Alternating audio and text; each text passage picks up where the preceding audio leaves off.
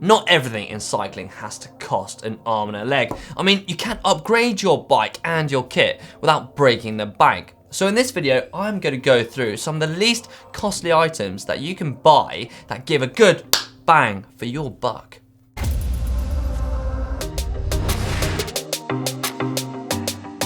Right, let's kick things off with something that a lot of you will be very familiar with, phone apps. Yes, and what could be more of a bargain than something that's free? There are loads out there that can be a great cycling accessory. For example, Komoot is a navigational and route planning app that Cy keeps banging on about, but there are plenty of others out there, for example Strava, that all reap the same benefits as an on-the-bike computer without actually having an on-the-bike computer. Sounds ideal.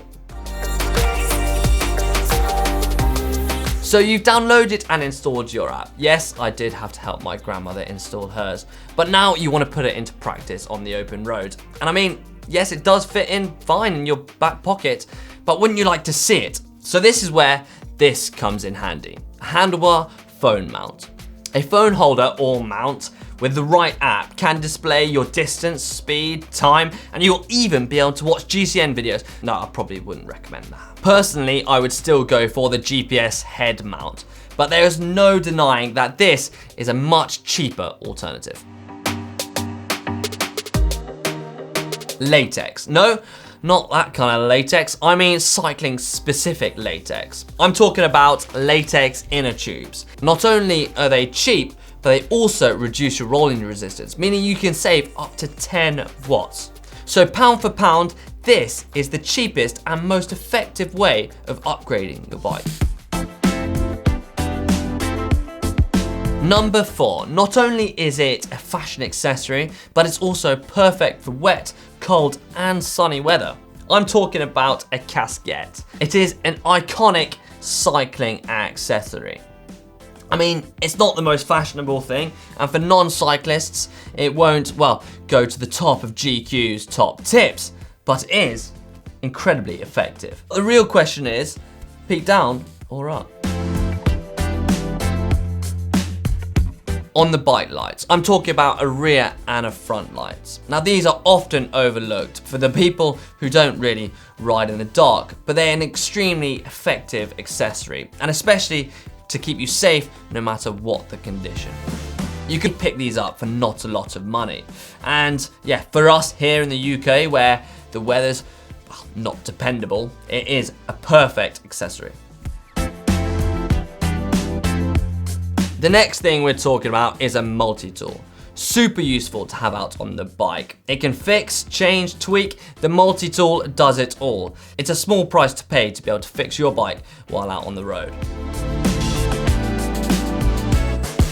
An ass saver.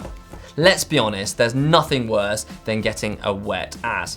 Well, actually, a few things spring to mind. But nevertheless, getting a wet ass is, well, just horrendous. This is when the ass saver comes into its own. An ass savior, if you will. It stops the spray of water coming off your rear wheel onto your backside. It's a small price to pay to be able to, well, have a dry ass. It's not as effective as full mud guards, but it's cheap and it's easy to remove on those dry, nice weather rides. I'm a less is more kind of guy. I don't want to be weighed down with things in my pockets like tubes, pumps, food, etc. And this is where the saddlebag comes into its own. Think of all the little things you can pack into here. Tubes, tire levers, patches, chocolate, and even money for the calf. There are plenty out there that don't carry a heavy price tag. I prefer the small, neat, stylish looking ones, but you can also go for the bigger ones for those longer rides. The next thing we're talking about is bar tape. Probably the best way to instantly transform the look of your bike. And you can even push the boat out and get fluoro looking bar tape. That really creates that wow factor. I personally loved the white crystal looking bar tape. I mean, it was great for one ride or two. Now, top of any cyclist list should be a good bottle of lube and a good bottle of degreaser. I personally would go for the biodegradable ones, but there are plenty out there. And you can even customize the color with the dawn of wax lubes. So we've come to the end of our list of bargain bike bits. And if you've got any great suggestions that you think we should add to our list, then make sure you put it in the comment section below. And to get your hands on these t-shirts, then make sure you head over to the GCN shop before the 28th of November.